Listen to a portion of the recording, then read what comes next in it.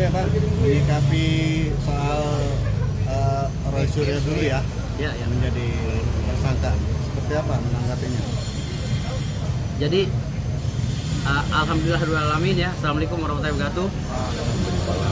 Terima kasih untuk rekan-rekan media, terutama yang selama ini terus meliput kami ya. Saya dengan Pak Andre Yakub sebagai Ketua Dewan Pembina Pro Gibran dan Ibu Wakil Ketua Umum 1 organisasi Pro Gibran ya, yang hari ini kita deklarasikan gabungan dari beberapa organisasi Projo dan lain-lain yang sudah beberapa orang yang sudah pindah ke kita.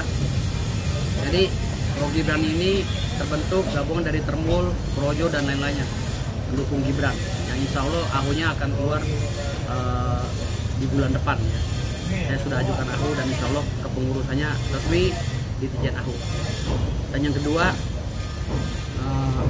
alhamdulillah setelah kami berjuang selama ini ya, dari awal Roy Suryo, Rismon CS menghina Pak Jokowi ya, menghina Mas Gibran lalu menyasar ke Pak Prabowo, saya itu sudah beberapa kali membuat YouTube bantahan-bantahan, bahkan dengan kalimat-kalimat yang sebenarnya nggak pantas diucapkan oleh saya sebagai kaum akademisi. Hanya saja saya mengimbangi mereka gitu loh. Saya mengimbangi mereka karena mereka udah keterlaluan banget.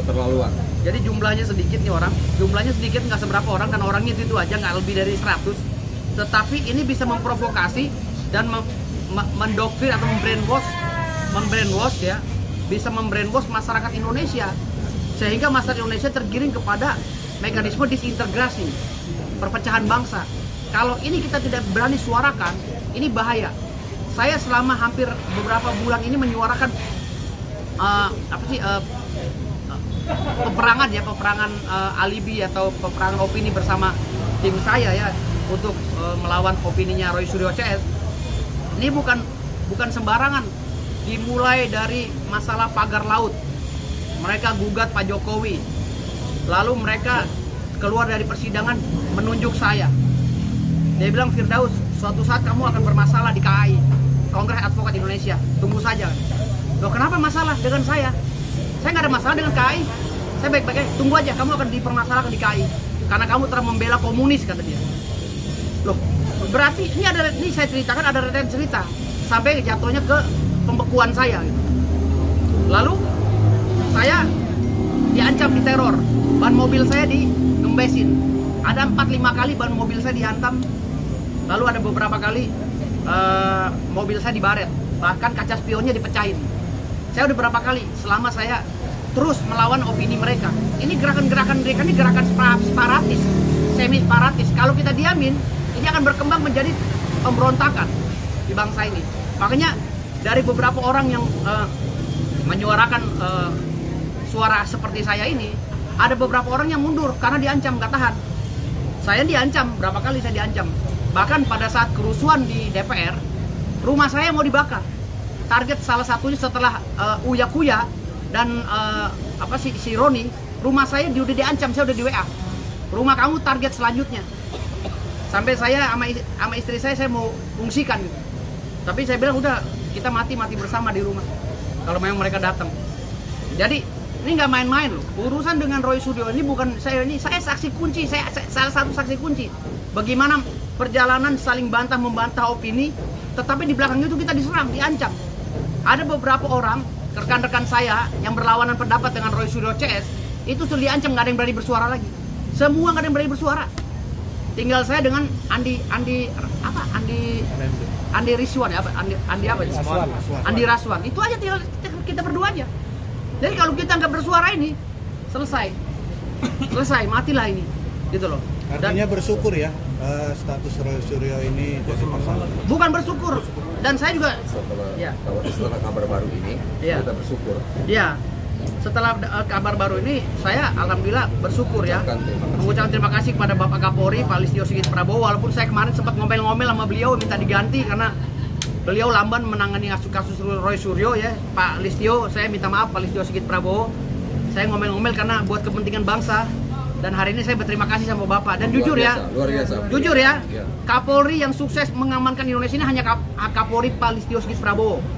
Karena Listio Sigit Prabowo itu mengamankan, menyelamatkan bangsa ini dari kehancuran, dari berbagai macam dilematis, intrik untuk memecah belah bangsa, khususnya pilpres. Jadi Pak Listio Sigit Prabowo ini banyak jasanya juga gitu. Hanya saja kemarin saya ngomel-ngomel itu, saya minta biar diganti dia karena lamban ini udah 7 bulan. Rupanya masih tetap disidik terus. Ya. Nah, hari ini kita kasih luar biasa sekali. Ya. Polisi ini top. Ya. Menjadikan tersangka. Jadi ini terima kasih saya dan sebesar-besarnya kepada pihak kepolisian ya, khususnya pada Pak Listio Sigit Prabowo, Kapolri dan Pak Kapolda Asep Edi ya. Jadi Pak Irjen Pol Asep Edi, saya juga terima kasih banyak karena Bapak udah sangat luar biasa. Bahkan ya, bahayanya proses-proses seperti ini, bahayanya melawan Roy Suryo, sampai orang ngirim ucapan selamat aja kepada Polda hanya saya sendiri, karangan bunga. Yang lainnya nggak ada yang berani, takut ditandain karena ancaman mereka itu bahaya melalui akun fake. Saya udah cek semuanya akun fake. Yang mendukung Roy Suryo itu semua pakai sistem digital. Tim IT saya udah cek. Jadi alhamdulillahnya setelah saya tadi konferensi pers pagi-pagi ya, siang-siang setelah mengetahui Roy Suryo itu jadi tersangka. Alhamdulillah setelah saya live tadi atau saya masukkan video-video saya di TikTok dan ini, itu semua akun-akun real yang keluar mengucapkan bersyukur. Alhamdulillah Roy Suryo jadi tersangka dan kawan-kawan. Artinya dari 99 orang yang benar-benar mendukung pemerintah, hanya 1% yang mengikuti dukungan pada Roy Suryo, tapi yang 1% ini berani bersuara. Sementara yang 99% ini takut. Nah makanya saya mengajak kawan-kawan mulai sekarang jangan takut melawan mereka. Ayo kita lawan opini mereka, dalil-dalil hukum mereka kita lawan. Karena bahaya kalau nggak begini, Pak. Sebelum kerusuhan di DPR, Pak, grup Roy Suryo, Rocky Gerung dan lain-lainnya, itu udah berbicara, bubarkan DPR, ganyang DPR dan lain-lain. Itu beberapa kali mereka berbicara, akhirnya kejadian kan. Rumahnya Mas Saroni, rumahnya Wekuya di Satroni kan, kejadian. Nah, provokasi itu provokasi simpel dianggap kita, tetapi itu membahayakan, Pak. Ditambah lagi sama akun-akun fake yang di media sosial yang seakan-akan menyudutkan Pak Jokowi dan Pak Prabowo. Itu membahayakan kalau kita nggak lawan. Dan saya beberapa kali diancam, Pak. Tapi saya masa bodoh, saya fisabilillah. Saya jihad fisabilillah, saya nggak takut sama mereka. Dan saya meminta kepada Kapolda, tolong ditahan minggu ini, Pak, atau minggu depan paling telat. Karena sesuai dengan proses, ya, kalau sudah ada pengumuman tersangka, berarti tersangkanya akan dipanggil di BAP lagi untuk untuk melaksanakan berita acara pemeriksaan untuk tersangka. Dan kita ikuti terus sampai persidangan. Jadi kami akan kawal terus. Kami Pro Gibran akan kawal terus sampai persidangan ya. Kami tidak akan pernah menyerah.